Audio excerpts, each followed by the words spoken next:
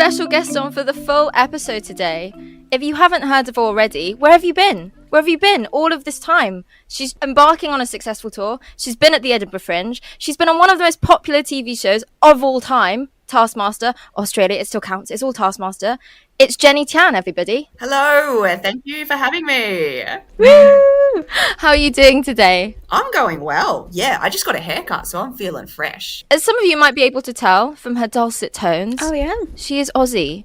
But she's not in Australia right now. Where are you, Jenny? No, I'm not in Australia. I am currently in London. So I'm having a fun time here in the UK, exploring things, going to Liverpool this weekend.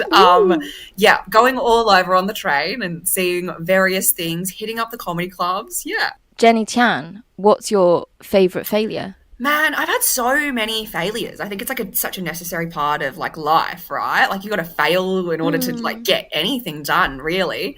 What would I say? Okay, can I give two? Am I allowed to give two, or is that naughty? Yes. As many as you want. Please do. Okay, I'll give one because like this is kind of like the one that I think people tend to find more inspiring, especially if they're also comedians. I was kind of like about 4 years into doing stand-up comedy, and at that stage, I don't know what it's like in other creative professions, but there's kind of like markers for success or who's going to be the next thing that come along, and there's certain competitions or showcases that the next people get chosen for, right? Like Hannah Gadsby, Josh Thomas, Tim Minchin, Reece Nicholson, like anyone that's ever been big from Australia has been in these showcases or won or been a finalist in these competitions. And usually these things get like televised as well. And I had never really been part of it. And for anyone in Australia listening, the specific one is Raw Comedy and also Comedy Zone. And I had never really been part of those. And because of that, you turn it into a story, right? Because as human beings, you just generally want to assign meaning to things to try and make sense of it.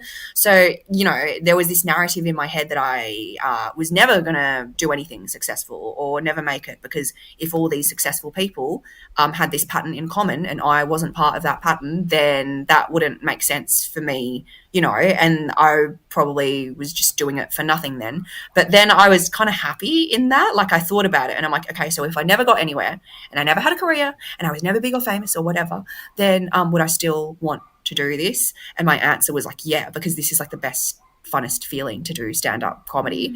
So I was like, if all I ever did was kind of just open mics, that would still make me so happy because this is so fun.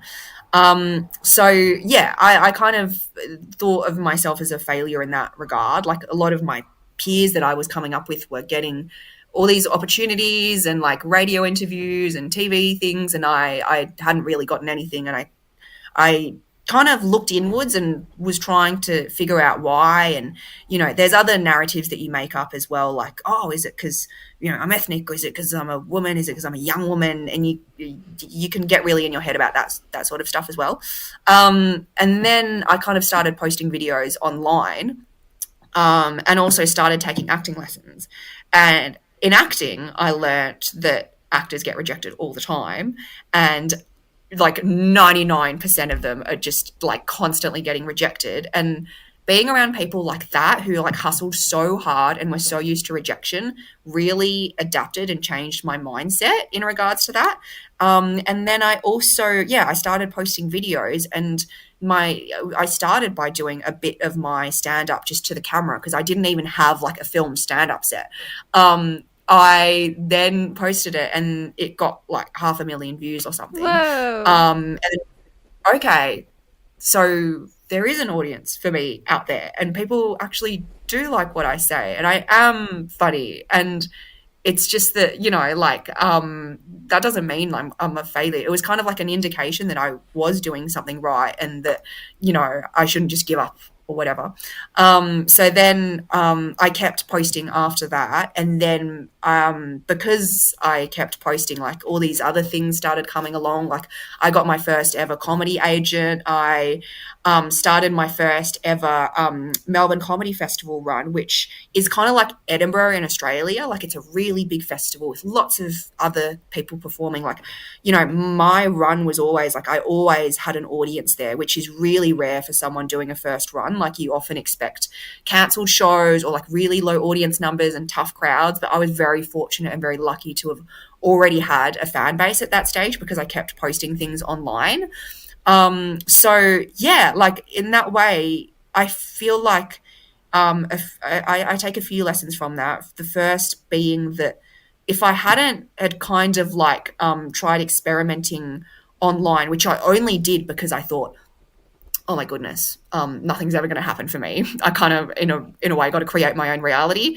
Like, if I hadn't failed for those 4 years, I never would have posted online. I don't think I would have done that.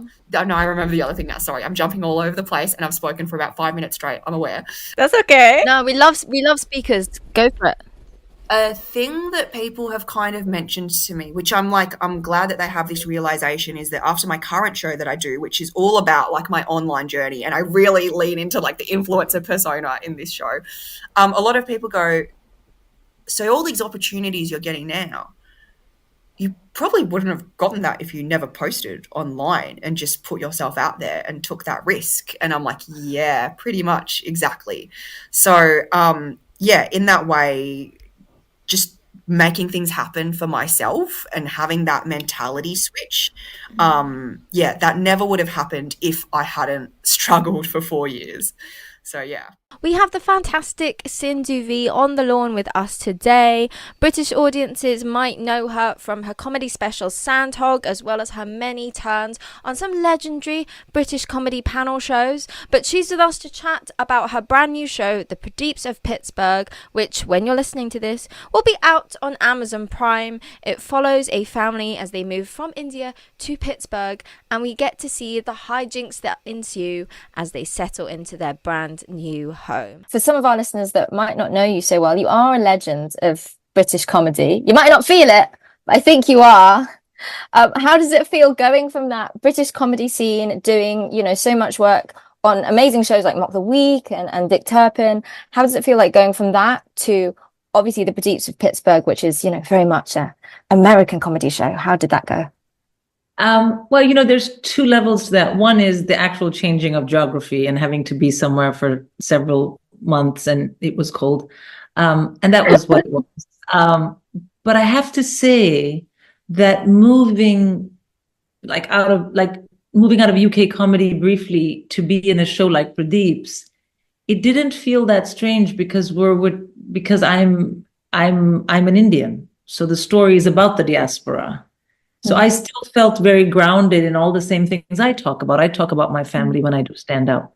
I don't talk a lot about my immigrant experience as such, you know, but I do talk about the experience of having children that are in the West and raised in the West, and I'm Indian. And so I sort of moved all that energy into this show. And I think that diaspora is everywhere, and the diaspora doesn't feel like it has boundaries. You know, when you go from country to country and you eat Indian food or you meet other Indians, we're all tapping into a very similar sense of who we are and what we're like. So in that way, it wasn't a huge shift. I hope that makes sense. Do you have a favorite failure, in whether that's in your career or whether that's just you as yourself? Oh my God, yes. It's like so easy. When I was trying to leave my PhD and I needed to have paperwork to remain in the West, like not become illegal, I needed to get a job because you need a visa to stay. And my student visa would end when I left my PhD. And so I started applying for jobs that I outside of academia, and I was not prepared. So I talked to my friends, and a lot of them were in finance. A lot of them were doing consulting. And they said, oh, you talk so much. You'll be a great consultant. So I had a very good CV. I mean, I do talk so much. Listen to me. Anyway, I had a great CV. And so I applied to finance, which I didn't think I'd get. And then I applied to consulting. Here's the big fail. I applied to 18 consulting firms. I got 19 rejection letters. Someone heard I was applying and was like, don't even waste the paper of your CV. I was like, how do I have more rejection letters than applications? I was I felt like such a failure then. Wait, so that was a company you hadn't even applied to. It wasn't even like you'd applied once, but they sent it twice by mistake. No, I remember the name of the company. I'll never forget it. I was like, they heard I was applying and they were like, you're trash. Don't even bother. Anyway, but weirdly enough, I got a job in finance and that's a different story. But that was a big fail. I was like, how are people who don't know me failing me? It is Kaya on the lawn today. I got to talk about your style as well, because you do have a very particular kind of refined style. Yeah, I think so. Really? Where do you get your style inspirations from? How does that tie into your overall vibe? So I always try to have, there's trends, right? Right now, like what's popping, everybody's wearing, baggy clothes, baggy jeans. But for me, it's always what fits you. Everybody has their own way of style. So don't follow the trend. Actually, be the trend. Yeah. So for me, I'm always gonna have my jewelry on. Like, I never take it off. And if I'm taking a shot, I'm taking off my rings, but all my bracelets, my bangles, my earrings, I keep it all on. For me, it's like an identity. It's like a uniform, basically. So you have pilots with their uniforms. For me, as a performer, I need to have a specific style that when people see, oh, that's Kaya. That's Kaya. And for me, start a trend.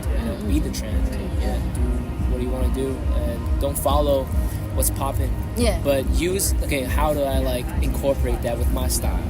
Yeah. So that's my way of dressing myself. Do you have a favorite failure? Ooh, my favorite failure. So I used to sign to this agency, a modeling agency, and they're a modeling company, so they're not gonna invest in you when it comes to music, entertainment. But they were trying to, but it failed on our first project, so they gave up. But I never gave that up. I always wanted to perform on stage, so I started learning, by myself and tried to incorporate everything together and come up with a project. But for me to leave that company, I had to, sign a deal saying basically I can perform on stage for a little while. Wow. Yeah, and that was tough. That was the lowest of my life, because imagine as an artist, you couldn't perform for 2 years. 2 years? 2 years. Oh my God. So I took those 2 years and I just started, learning more about production and selling songs to artists and stuff. And yeah, I think I'm so thankful for that point in my life. Wow. Because that really made me think, okay, I think also with COVID, everything comes and goes. Okay, but always have the good mindset, the right mindset, and it'll happen sooner or later. And it's always going to be on time. Yeah. You're never late. Okay, you're never early. You're always on time. And if you want something, you can do it if you really want to. The whole universe will conspire you to help you get it. Man, I really, this is from a quote, a book that I really like, The Alchemist. So if you guys, that's a great book. I love that book. And if you guys, looking for something to read The Alchemist. Okay, a lot of people recommend it, and I also recommend it. It's very, very good.